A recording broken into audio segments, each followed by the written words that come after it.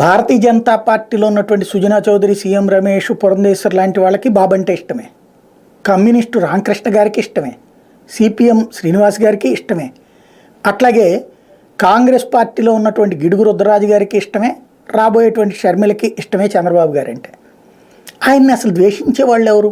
ఆయన అందరూ అపారంగా ప్రేమిస్తారు. ఎందుకు? ఆయన అన్న వీళ్ళందరూ డబ్బులు ఇస్తాడా? నో. ఎవరి పని వాళ్ళని చేసుకొని ఇస్తాడు. ఎవరికి కావాల్సిన హెల్ప్ వాళ్ళకి వాళ్ళంతటా వాళ్ళు చేసుకునే దాంట్లో అడ్డుపడరు.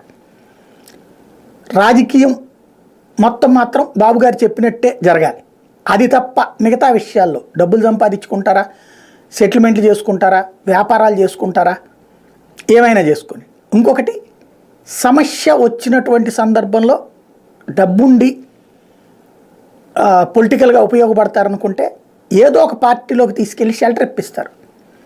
ఇప్పుడు షర్మిలకు కాంగ్రెస్లో ఇప్పించినట్టు, సునీతకి వెనక నుండి సహకరించినట్టు లోద్దరాన్ని పెట్టి, అట్లాగే సిపిఐ సిపిఎంలకి ఇప్పుడు స్థానికంగా హెల్ప్ చేస్తున్నట్టు పవన్ కళ్యాణ్కి పార్టీ నిర్మాణంలో సహకరిస్తున్నట్టు అట్లాగా.